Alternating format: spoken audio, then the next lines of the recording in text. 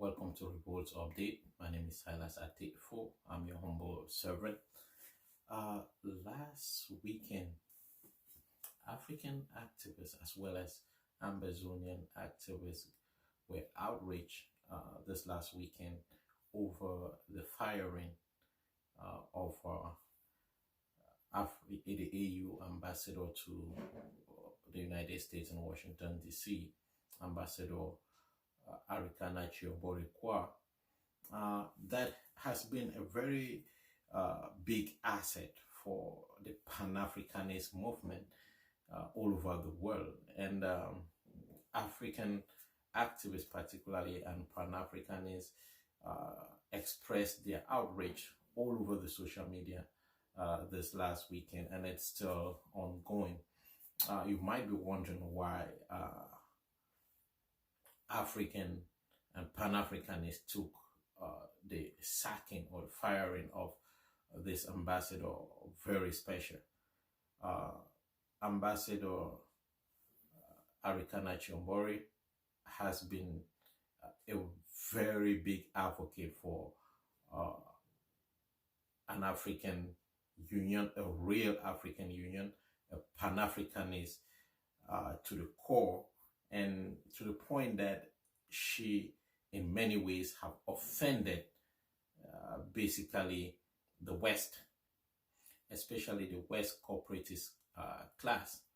She has been championing this African economic growth agenda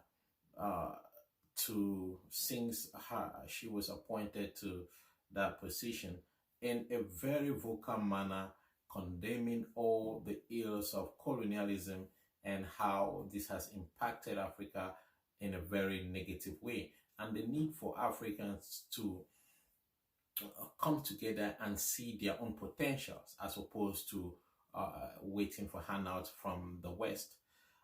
She has also been very critical of corporations that have been exploiting the African continent and the African people in a way that definitely she has offended this Western corporatist elite who want to continue the exploitation and their domination in Africa for as long as they can. And it is very, very important to note that Ambassador Arikana's campaign has been gaining some real grassroots gains. And just a few months ago, she has been visiting historical Black universities here in the United States and pushing the message of the importance of Blacks and Africans considering Africa the home for investment and the need for Black capital to be a major push to drive the African agenda. I must say that Ambassador Arikana have also particularly offended the French in her criticism of French neo-colonial policies in Africa. She has been very vocal against the use of the French colonial franc in Africa. She has exposed, she's been very vocal and have exposed in many ways all the abuses that a French government and the French corporations continue to perpetuate in Africa. And condemning the French franc is something we all know, that the issue of currency is something that the corporatist West hate to see any other power, any other currency try to rise that will minimize their own agenda. She has been very critical of the French francs and French economic policies in Africa in a way that have resonated with many Africans. The campaign for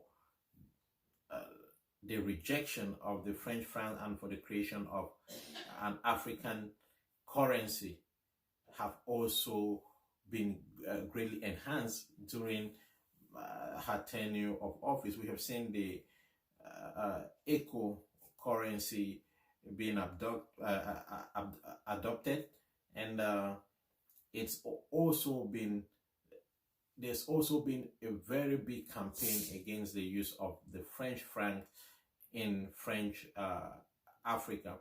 All of these agendas offend the French government, of course, and the French corporatist class. So it is, of course, not a surprise, especially to many African activists with knowledge of her campaign and her work, to see that at a time when she's at her peak, she is representing Africa in a way that no one else except Professor PLO Lumumba is doing.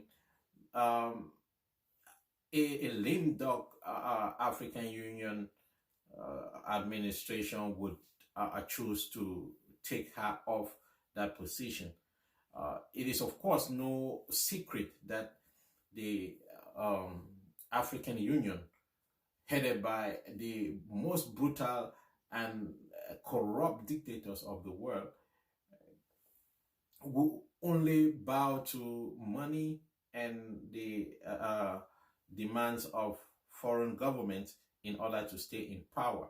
So in order to continue to enjoy the privileges that these African dictators enjoy from the protection of the corporatist West, they push this lame duck African Union, as usual, to take this action, so that it is not, it doesn't come across as the West resisting African development, because this is a woman who has been preaching the advancement of African economies.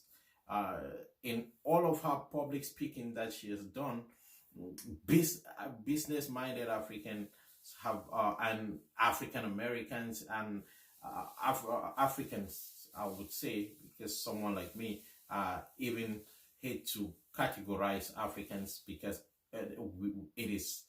there is no category of African. Every black person is African, no matter where you are.